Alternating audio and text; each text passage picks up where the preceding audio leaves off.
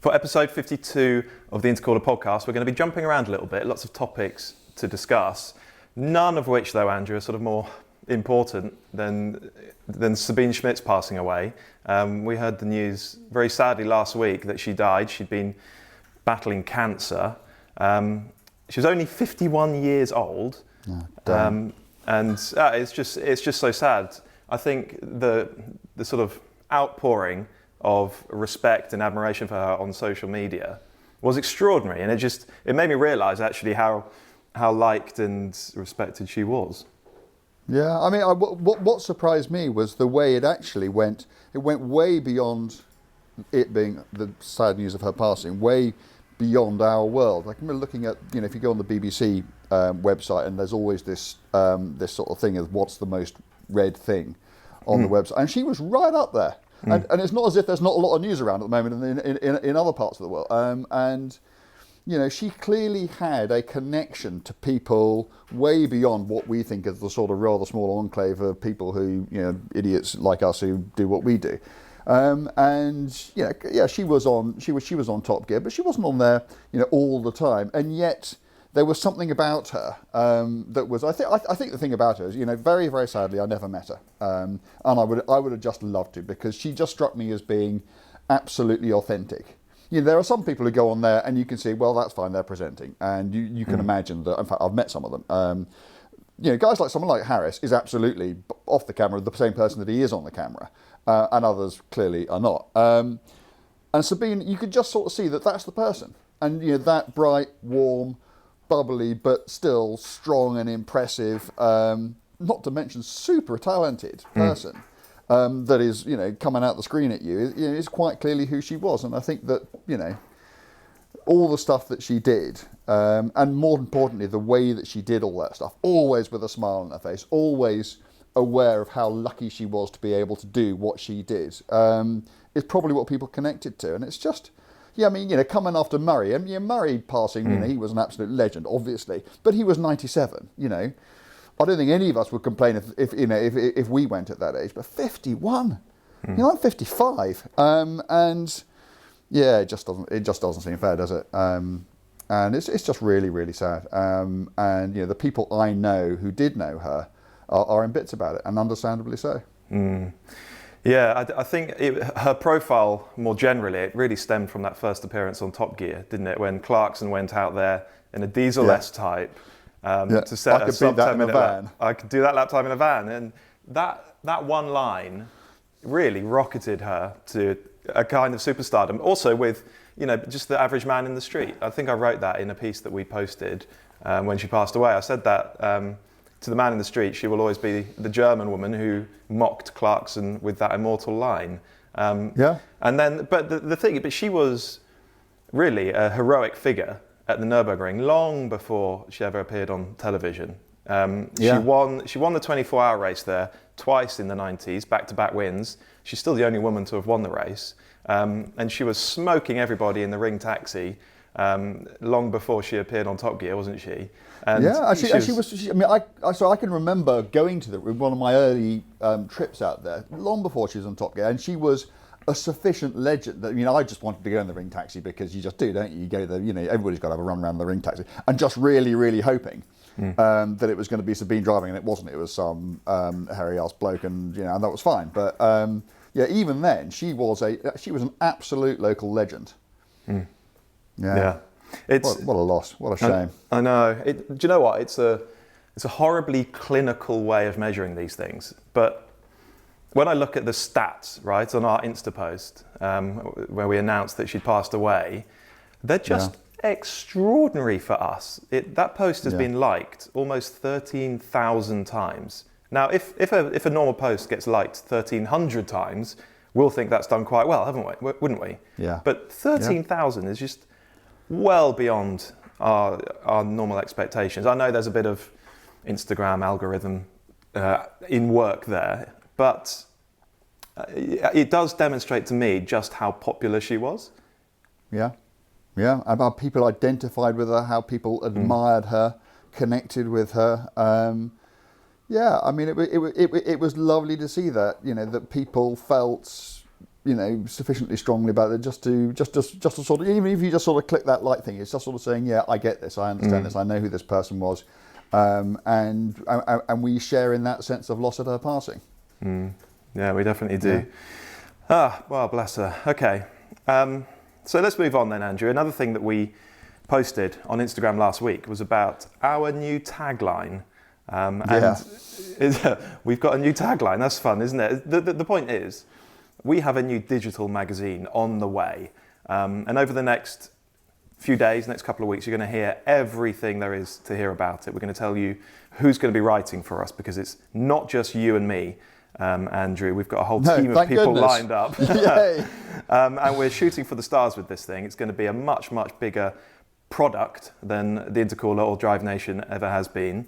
And so just stay tuned, because we will tell you more. But we needed a tagline. Sorry, just before you do that, the one thing I would just add in there is that, whatever we're going to go and do, and we're really excited about it. It is unlike anything else that's been done, and the people we're going to be working with just kind of, I barely believe it's going to happen, but nevertheless, what isn't going to change is the Instagram site. So, the 43,000 people who follow us, and we're still going to be doing that every day. That's not going to change. So I don't want anybody to think that, whatever we're going to do is going to be instead of. It's not. It's going to be as well as. So I just think that's an important point to get across. Yeah, Sorry, fair back enough. To your tagline. That's okay. No, you're quite right. And nor are we putting what we've been doing for almost 3 years behind a paywall. That's not what we're doing. No. It's going to be much, much bigger, much more ambitious, much grander. And I think you'll like it. But we needed a tagline, so we needed something just to embody what it was that we stood for. And we went back and forth on this for weeks, didn't we? The funny thing is that everybody who listens to this podcast, people are very kind about it, but occasionally they do say, I do wish you two would stop agreeing with each other. Yeah. And it's true, because we think quite similarly in about things like cars. We do end up thinking, quite, the same sort of thing about things. We didn't think similarly about our tagline at all. And however much we may agree in public, in private, we struggle with this. We came up with all sorts of stuff, and you were sort of, lukewarm what I was saying, and I was, fairly tepid, and we just couldn't think of what it's going to be. We knew what we wanted it to say, but we needed like 20 words to say it, and you can't do that. It's got to be short, and it's got to be snappy, and it's got to endure. So it can't even be some fun play on words, because those things, once you've heard the joke, you kind of heard the joke. So it's just got to be something which is real and short and snappy and punchy, and we couldn't think of it, could we? Have you got the book on your shelf behind you? Oh. Is it out of reach somewhere? No, it's not. It's right here. It's right by my side. So, yes. There it is. There it is. If you're watching on YouTube, you'll be able to see that Andrew's holding a book called Where the Writer Meets the Road. It's a book by Sam Posey. And we've adopted that as our own, that title, Where the Writer Meets the Road. That is the Intercooler's new tagline. I think it speaks about, our magazine is going to be full of the best writing that there is out there. Yeah. Okay, so it's important that we get across the message that we are a team of writers. Okay, that's what we do first and foremost. And Where the Writer Meets the Road. Lots of titles are more interested in industry or in design or whatever it is. We're about cars and driving, right? So we had to get that across as well. So it just works really well for us, doesn't it? But there's an added significance. Yeah. So this came about because you and I were in a meeting. We have an investor who's an amazing bloke and has been a colossal help to us in many, many more ways than helping us out a bit on the financial side. But we were kind of having this conversation with him. We were just going, we can't think of anything. And I was casting around these bookshelves up here, kind of in desperation, looking around for inspiration. And then I just suddenly saw it. I just saw this, Where the Writer Meets the Road down there. And I held that up. And he just said, that's it. That's it. And in 6 words, Sam Posey had said everything that we wanted to. So, and I suppose we could have just thought, well, we'll just go and do it. We'll just go and nick it. because it's not copyrighted or anything. But when I was editing Motorsport a million years ago, I once got. So Sam, first of all, let me tell you who Sam is for people who don't know him. Because there's every reason he shouldn't, because he's not a famous bloke in motor racing world. He should be. He did a couple of F1 races. I think he started a couple of US Grand Prix, but he did a lot of IndyCar racing over there. He did a lot of Trans Am racing, and he did a lot of sports car racing. So in 1970 and 1971, people always remember those are the 917 years, because 917s just took everything. And yeah, fine. If you weren't in 917, you weren't winning the race or getting anywhere near it. The first car home in both of those 917 years was a Ferrari 512 driven by Sam. So that's kind of the level. 917, yeah. Yeah, okay. And they were private cars. So these weren't even like works factory cars with all the best bits on them. So that gives you an idea of, what a great peddler this bloke is. I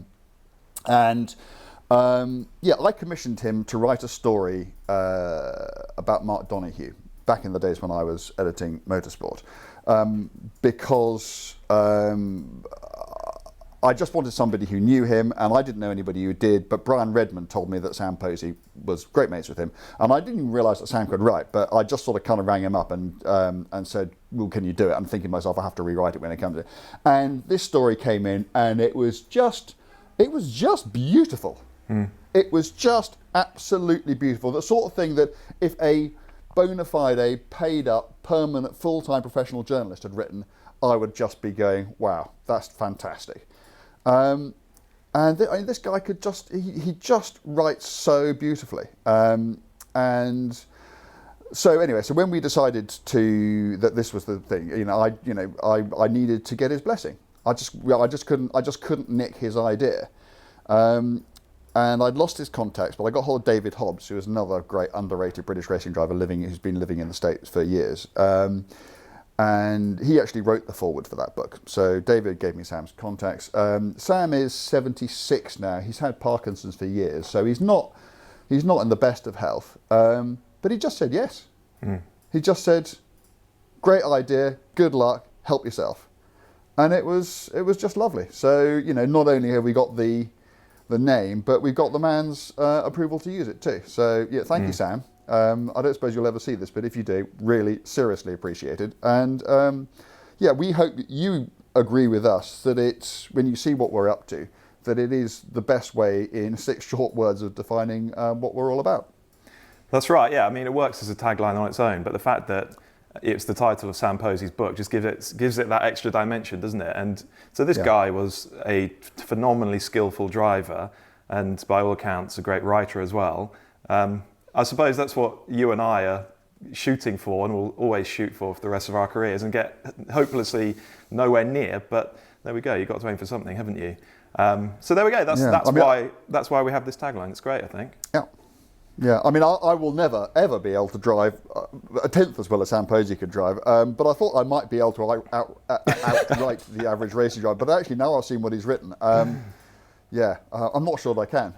But seriously, anybody who's interested in the story, go and get a copy of this. Go and read the story he writes about. He did a bit in there about trying to sleep at night when your teammate's out in the car at Le Mans.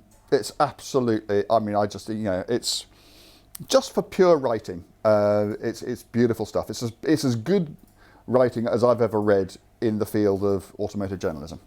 Wow. And he's not even a journalist. How annoying is that? That's so irritating, isn't it? That's really frustrating. You and I work our socks off trying to write. And yes. This bloke comes along who's also stood at the podium at Le Mans and does better than us. Oh well. Well, there we go. I'm quite happy to give that book a plug, Sam Posey, Where the Writer Meets the Road. And that's our tagline. Good. Okay, well, let's keep clipping on. I want to talk about Jenson Button because... Oh, yes, of course. You and Jens have been chatting, haven't you? We've been chatting, yeah. Now, he's got a new project, which is relaunching Radford, a British coach builder from the 50s and 60s. And they did some interesting stuff back in the day with Rolls Royces and Bentleys and Minis.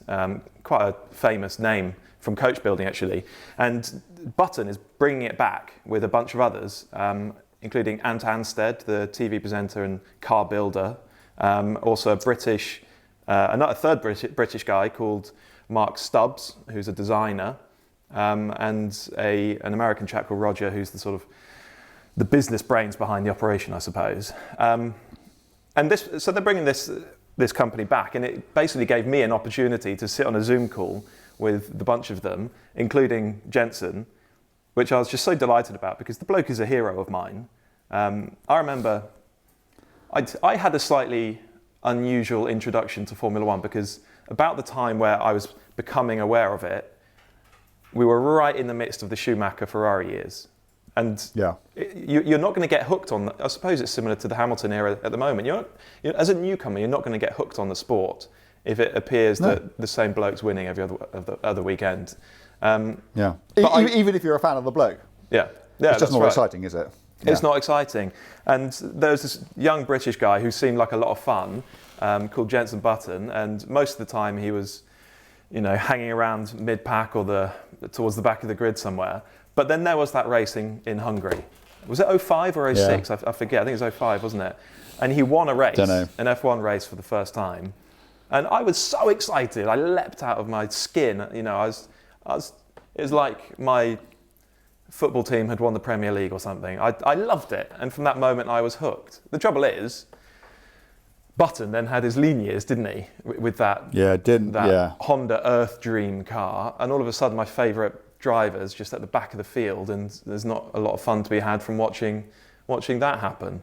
But he never complained, did he? Or if he did, it was so rare. And I just thought that really spoke about the calibre of the man because, there was that talent, a talent that we know was good enough to win a world championship. And thank goodness he got that opportunity.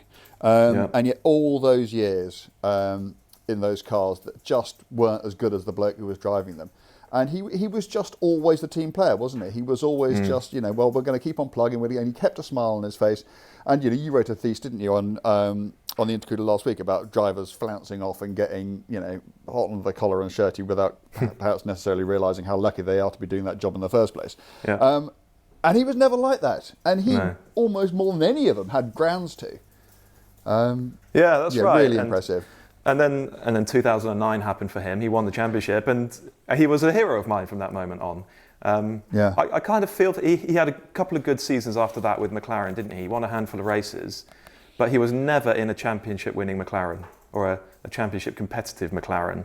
And I just think if he had been perhaps a few years earlier at that team, maybe or if the McLaren had been better during that sort of 2010 to 2013 period, perhaps he would have nicked a couple more titles, or at least one more. So, I think you've also got to look. I mean, I know a lot of people, and in fact, I fear I might have been one of them, who saw his move to McLaren and thought, well, why are you going to go up against Lewis? Because you're just going to get lunched. And he didn't. He was, okay, there was Fernando at the beginning, but since then, he was the most competitive teammate that Lewis ever had. And actually, I did it once. I went and looked at their stats and looked at it, and there was like this between them. Really. That's Can right. I tell my Jenson Button story? You can. Go for it. So I can't remember when this was, but it was probably 8-9 years ago. And I was at the Goodwood Festival of Speed, and a client, can't remember who, had asked me to go round on the Sunday afternoon to various famous people in the Drivers' Club and just ask them one question, which was, what's the most impressive thing you've seen this weekend? And I was doing this, and various people were talking about various people who'd driven various cars, and that was fine. And then I got to Sterling Moss. And I said to him, what's the most impressive thing you saw this week? And he went, it was Jenson. I thought, that's fair enough. I think Jenson had been up in the Brawn or something. And I said, what? He drove it really well, didn't he? He said, I didn't see him drive the car. I don't know what you mean then. He said, well, he'd gone up in something, and he said, I was at the top, and if you haven't driven at the Goodwood Festival of Speed, and I'm guessing not many people listening to this will have done, what happens is once you've gone past all the crowds, there's a massive assembly area at the top where all the cars wait until the last car comes up, and then you all go back down the hill. And that's actually when all the drivers get out of their cars and they have a good powwow, and we all chat to each other and so on and so forth. And it's great. And there is actually a big grandstand up there, but we're just kind of all chatting to each other. And Jenson, and what struck Sterling as the most impressive thing that happened, that he saw that entire weekend, was Jenson came up in the car, got out of the car, ignored every other driver up there, and just spent the entire time that they were waiting with the crowd, signing autographs, doing selfies, and just being there for his fans. He realised what was actually important. And with the rest of us, we're just going chat. And Jenson actually was the guy who actually thought, no, that's not what I'm here for. And Sterling just said that was the most impressive thing he'd seen all weekend. And I think, again, that just shows the calibre of the man. It does. He's very forthcoming, very generous. And I saw that on this call that I did with him and his colleagues. And we did this thing over Zoom. So there were 5 of us on this call. I'm trying to conduct an interview. It's not the easiest thing to do because the sound quality is not great. Everyone's chopping, jumping in over one another. It's difficult. It's difficult to do. But he and Ant Anstead made it really easy, actually, because they were very forthcoming, very generous with their time. And they were just a pleasure to talk to. So I'm going to play a little bit from the interview now. The first voice you'll hear is Ant's, and then, of course, Jenson comes in. So have a quick listen. We talk very passionately with this project. The word timing keeps coming up, and it's because it is kind of fascinating timing. If you think about the timing of particularly Mark, Jenson, I, 3 Brits just happened to be here in California at exactly the same time. We happen to be exactly the same age. We happen to be one a designer, one a builder, one a driver at a time where heritage has now come full circle. It's back.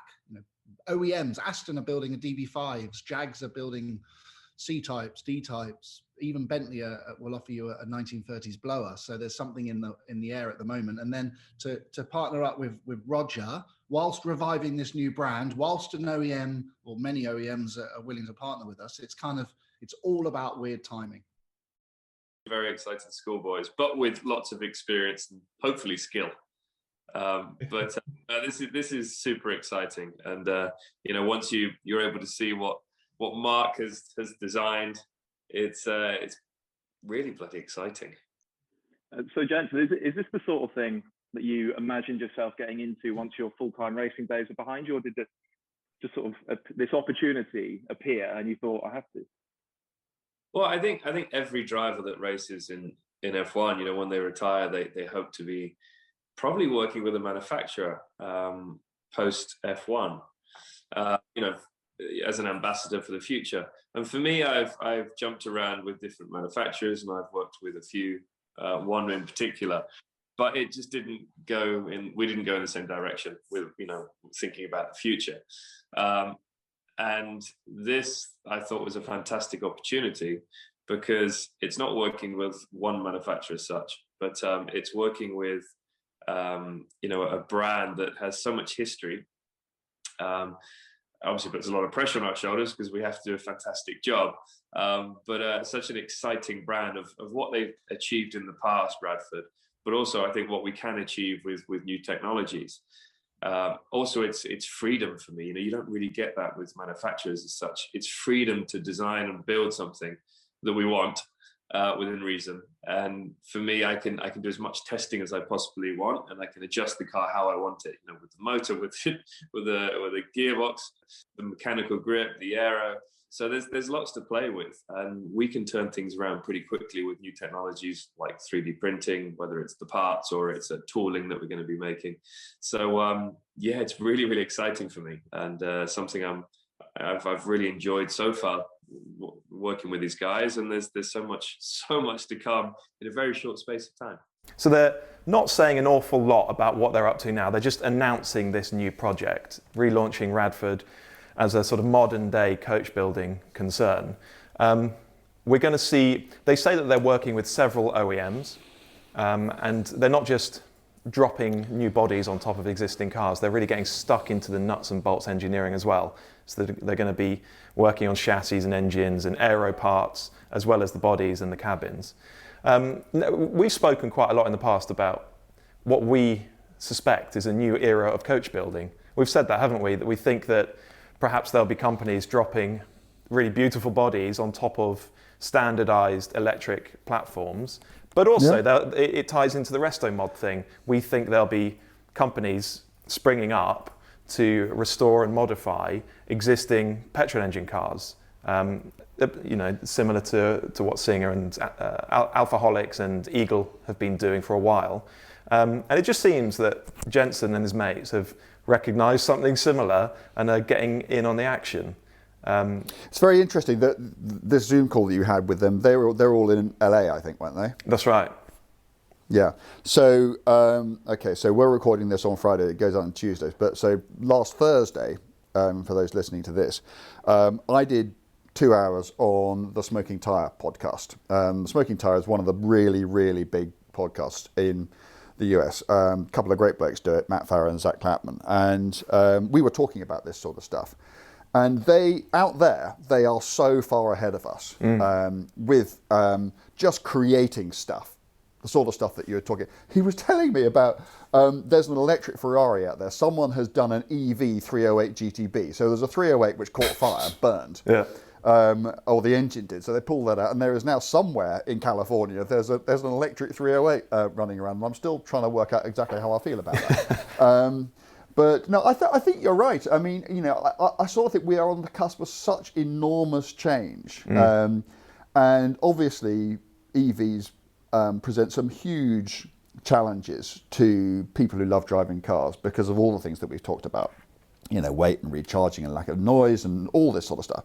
But clearly too, there are opportunities, aren't they? And, you know, over there in the US, they're so far ahead. I mean, they were saying there are so many businesses which have just sprung up and they're just doing this stuff, exactly what you're talking about.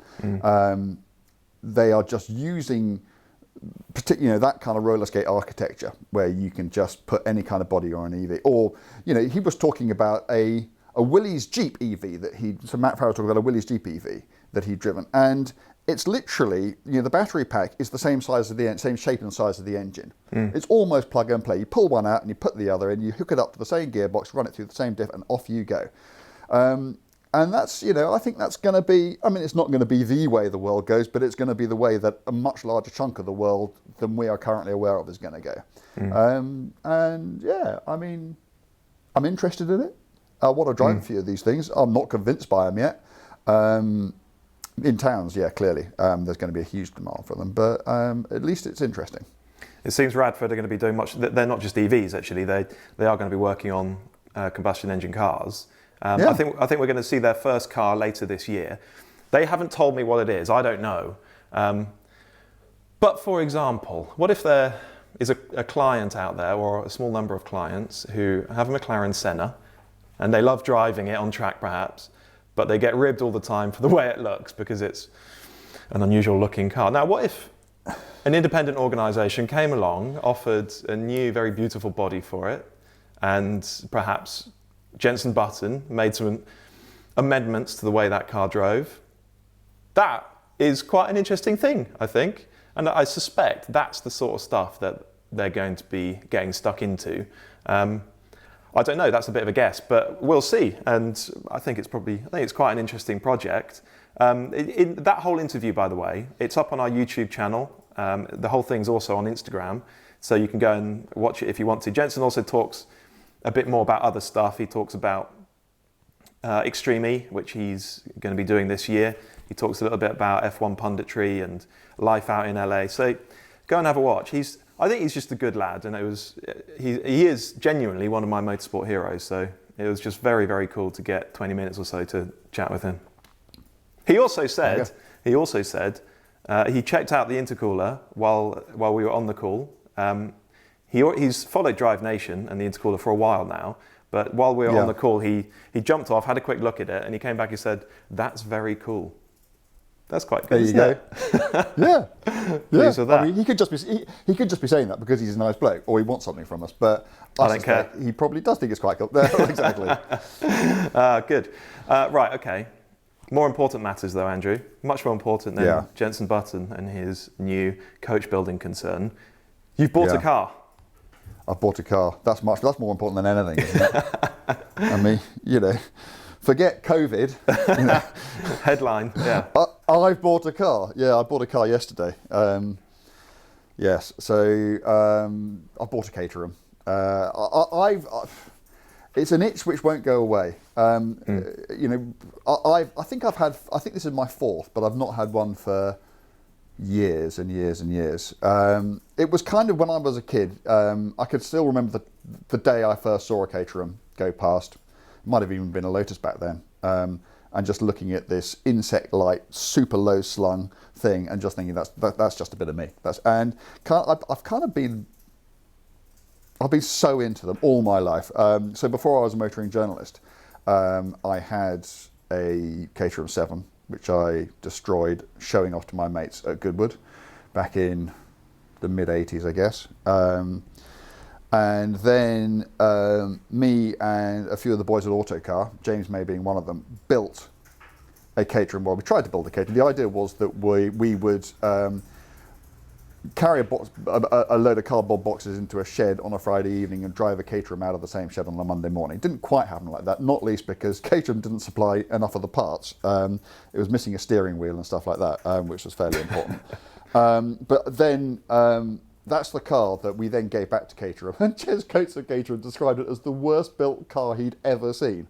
So Caterham then completely rebuilt it for us, and I don't think we put that in the story. But I then ran it as my long-termer for 6 months. I did massive miles in it. I went cruising around.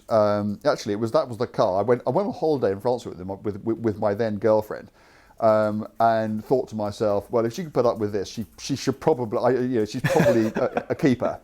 And so I didn't propose to her in it, but I did decide to propose to her in that Caterham. Big moment. And my then girlfriend is now my wife and has been for many, many years. So I have that to be thankful to Caterham for. And I must have had some money at some stage, because I think in about 97, 98, I just decided I was going to do one thing I'd never done, which is spec my own Caterham from scratch. And the Superlight R, which then I think turned into the R400, didn't it? Had just come out. So with that crazy VHPD 192 horsepower 1.8 litre K-series motor in it. So I got one of those. It was apparently it was in a colour scheme that had never been done before. It was black with a yellow stripe. It looked like a bumblebee.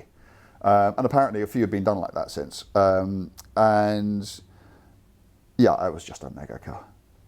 Is this the one that you saw at Spa years after selling it? Yes, it is. Yeah, it is. Yes, exactly the same car. So I don't know why I sold it, because I used to drive it out to the Nürburgring. There used to be a company, track day company called. It'll come back to me anyway. And I used to do some stuff. It's actually with the company that I used to do some instructing at the ring for. Oh, it's really annoying me. I've forgotten the name. It doesn't matter. Anyway, so what they used to do, they used to go and book 2 days at the Nürburgring and then a day at Spa on the way home. So you do like three days, one after the other. It was amazing. Wheel Talk. There you go. I remember now. They went bust. Anyway, and I used to take the 7 out and do these things in it, and I had a ball. And then I sold it, and I can't remember why. But a while after that, I was at Spa doing a track day, and I saw the car. And the bloke came up to me and went, I just love this thing. And the only really stupid thing I did was drive it. He said, you've got to have a go, you've got to have a go. And he hadn't changed it at all. And I just remember doing, I think I came in early, I was so miserable, and just thinking, I was such an idiot. You have sold this thing. And yeah, that was 23 years ago, I suppose. And although I've driven 1,000 since, I've not owned one. And then what did I do? I sold my 205 GTI on collecting cars, and I was very lucky because a couple of people really wanted it. So there was a bit of a bidding war, and I just got much more money for it than I thought I would. So I found myself, and so what I should have done always is you then bank the cash, don't you? You kind of make, you just kind of, make a bit of a hole in the mortgage. But I didn't do that. I bought a Caterham. Good work. So the Caterham I have bought is a car I didn't think existed, because people who know Caterhams will know that in the old days they made live axle cars with 4-speed gearboxes and old pushrod Ford Kent engines. And then sometime in the late 1980s, early 1990s, they started making cars with almost proper de Dion rear suspension, and they had modern Rover K-series engines in them and 5 or 6-speed gearboxes, and everything kind of changed then. But what I really wanted was a car with an old Kent engine in it, just like the car that I'd written off at Goodwood, because I just love the motor in that. I mean, it's not a great motor, but it has got so much character. But I couldn't put up with the fact that I wouldn't fit in the thing, and the ride quality would be terrible. It would only have 4 gears and all this so all the limitations of the old Caterhams. And then suddenly, I was cruising around all the websites of people who sell these things, and there's a company called Sevens and Classics, which is run by a bloke called Andy Noble, who used to be the sales director at Caterham.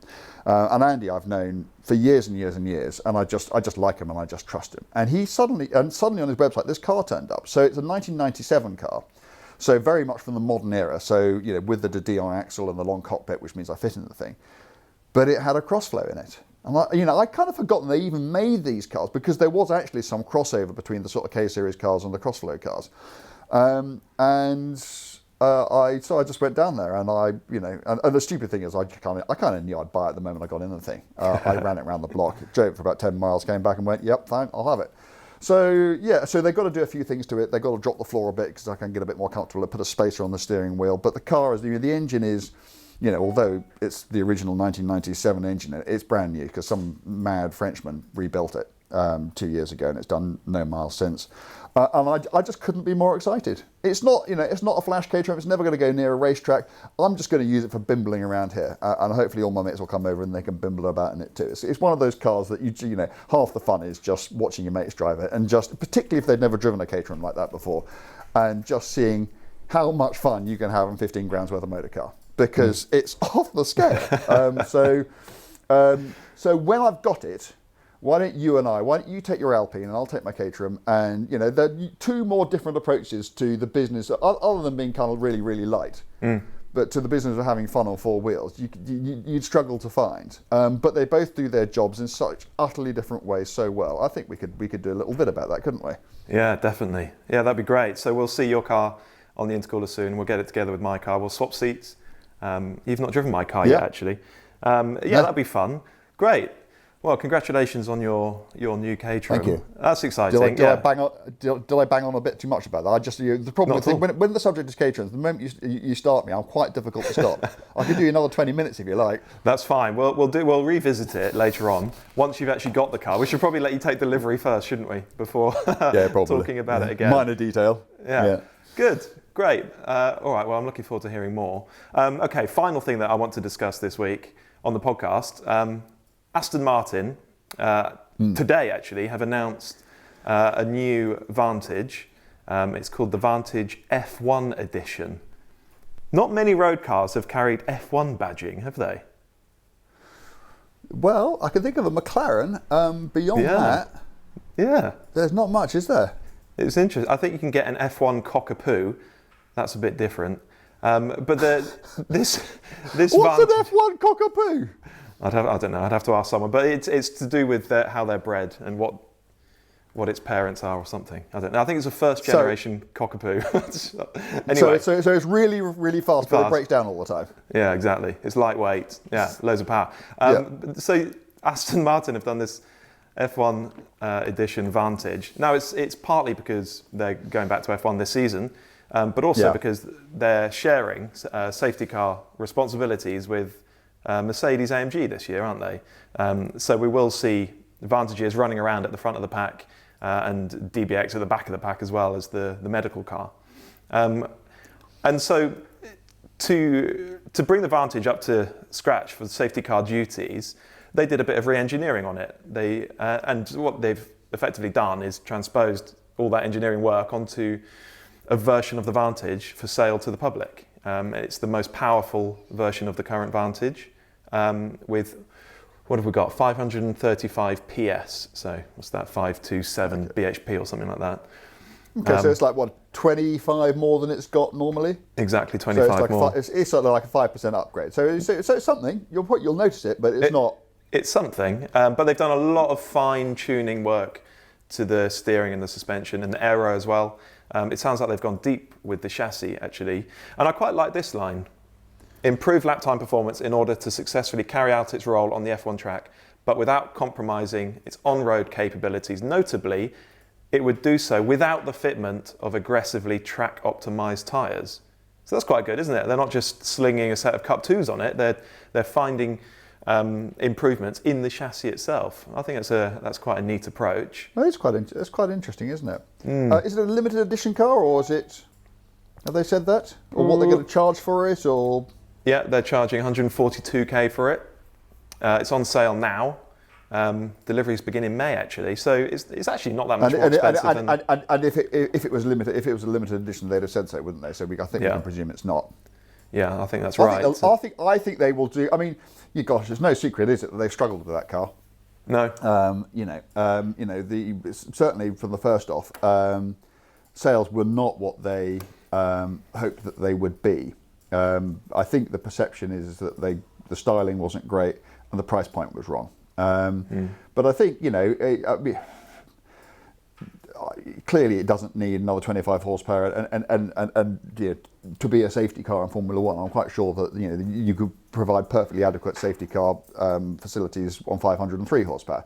But I think that the way that they are leveraging that association, I think is quite canny. And I think you can think, well, it's all just cynical marketing, and it probably is. But these guys have got to sell cars, and I think that's probably quite a smart thing to be doing. And then also to be able to put the F1 on there, I think that there's a certain constituency of punter who thinks that's really, really cool.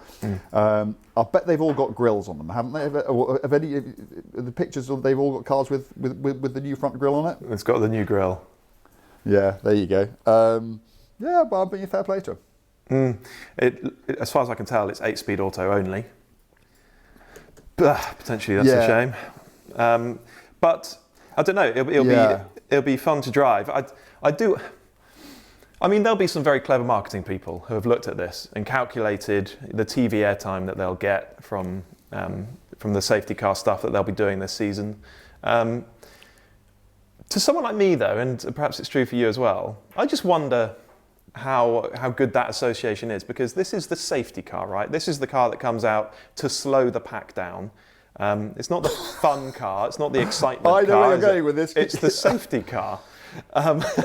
So I don't know. It seems a bit dubious to me, perhaps. And I just think, if your mate buys one of these cars and you all toddle off to go for a bit of a drive, and you're driving in convoy, and he's at the front of the pack in his Vantage F1 edition. Imagine you've all got walkie-talkies. Someone's going to come on the radio and say, "Can the safety car speed up, please?" They just are, aren't they? Yes, they are. But actually, gosh, I'm going to disagree with you in public as well as in private. Crikey. I actually think that, it's the safety car. But do you know what? It's an Aston Martin scene leading a pack of Formula One cars. I think the association is, and also, what they should do. They might get into trouble, but what they should do is they should get Bernd Mailander. They should just say to him, "Look, if it's raining, okay, and the safety car comes out, you just got to do lots of skids."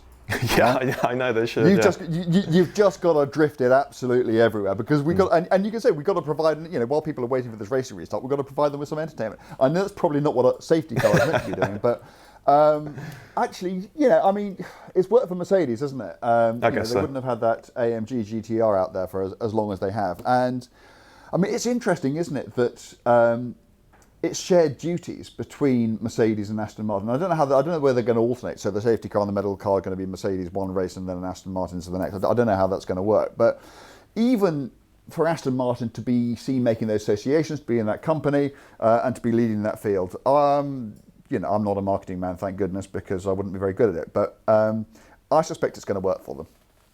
Even if owners do occasionally have to put a bit of stick from their mates. You're going to come out one day and it's going to have an orange light bar on the top and a big sticker down the side saying "safety car, please slow down." Yeah. Anyway, well, I hope I haven't robbed myself of an opportunity to have a blast in this Vantage F1 edition. Because do we know anything else? So that they're going to be. I mean, okay, it's 25 horsepower, and that's great. I'm not going to turn my nose, but we know, don't we? That engine will go far further than that. We know also, even though Aston Martin will probably deny it or just say it's so difficult, we probably wouldn't do it. But we do know kind of that the V12 will go under that bonnet, because it's the same platform as the DBS and the DB11. So I just wonder where Aston Martin's going to go with that car. I think all I'm trying to say now is, don't think this is the end of that story. This is the last of the performance Vantage, because I can't see, given that Mercedes now owns more of the company that they used to, given that the old head of AMG is now running the country, given that we know that engine will go to 600 and plenty horsepower, and given that we know that there's a V12 which will slot in whatever Aston Martin says, I think that there could be a lot coming on that with that car down the road, and we may end up at the end of its life feeling very different things about it to what we felt about at the beginning of its life. Interesting. It could evolve quite a long way, couldn't it? That car. Yeah, I mean the Speedster, that windscreenless one, that's Vantage based, isn't it? It's got the V12, so we can be pretty confident it does fit. And the previous V12 Vantage was such a spectacular car, so characterful, wasn't it? It was brilliant. It's the best modern Aston Martin. Yeah. The best, so they obviously made the V12 Vantage, and then they made the V12 Vantage S, and then they put the 7-speed manual in the V12 Vantage. I actually think the original car, they are such good value at the moment. An original V12 Vantage with a 6-speed manual in it, because the 7-speed was, it was great that it was a manual V12 Vantage S, but it wasn't actually that great a gearbox. But an old 6-speed V12 Vantage is probably, to me, the greatest modern Aston Martin. Might even be the greatest Aston Martin. So I just hope that they recapture that with this car. Yeah, let's hope so. Okay, well, let's leave it there. Thank you, everybody, for watching or for listening. And just stay tuned over the next week or so, the next couple of weeks. Stay tuned. We're going to be telling you who's going to be writing for our new digital magazine, what kind of form it will take. We've got an awful lot to tell you on that front. So stay tuned. And yeah, we're excited, aren't we, Andrew? We think that people are going to be as into it as we are. Or we hope so, anyway. We hope so. Just two things. What I said at the beginning is we're not going to stop doing any of the stuff that we're already doing. You and I are still going to record these podcasts. The Instagram site will continue. What we are going to be doing is, this is going to be anything other than just another car-themed website. It is going to be different, both in the way that it is and also the people that we have contributing to it. It is a big jump into the unknown. It's not something that's ever been tried before. We're confident, but as I keep on saying to everybody who will listen, who's involved with this, we may judge ourselves by what we feel capable of. Everybody else will judge us on what we've already achieved. So we have no complacency, we have no preconceptions, but we're going to give it a go, and that's just really exciting. And I really, really hope you guys like it. I hope that you come over and enjoy it, and we just really look forward to telling you more about it. Yeah, and we will over the next few days, so stay tuned. Yeah. Thank you again for listening, everyone. Make sure you subscribe wherever you get your podcasts. If you're watching this on YouTube, go and subscribe to this channel as well. We will be doing more with this YouTube channel, and we'll be back to talk to you all again next week. Yeah, look forward to it. Thanks so much. All the best.